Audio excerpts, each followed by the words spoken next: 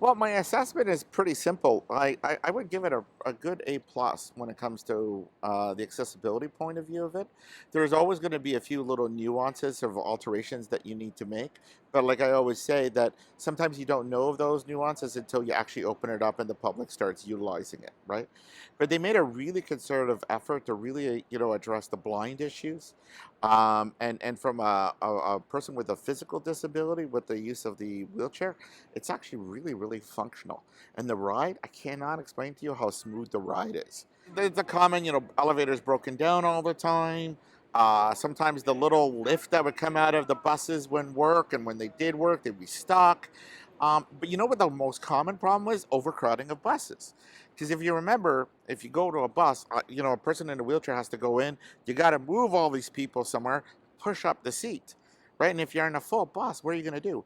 But with these new cabins, you can come in, people can move easily. There's plenty of room. You can move the thing up, and I park right there.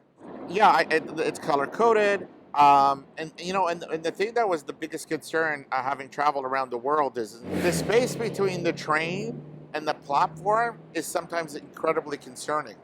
But here in Ottawa, whatever I've seen, it's really, really close.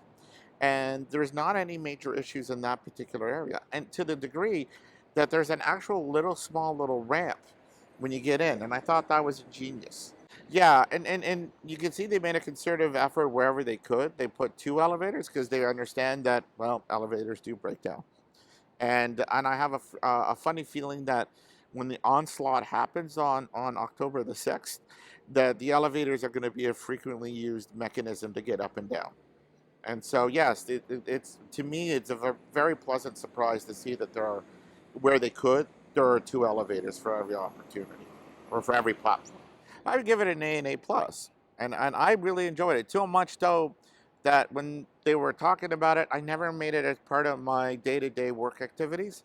Now I will be, and that's a for me that's a big statement because I didn't think it was going to be as accessible as it is.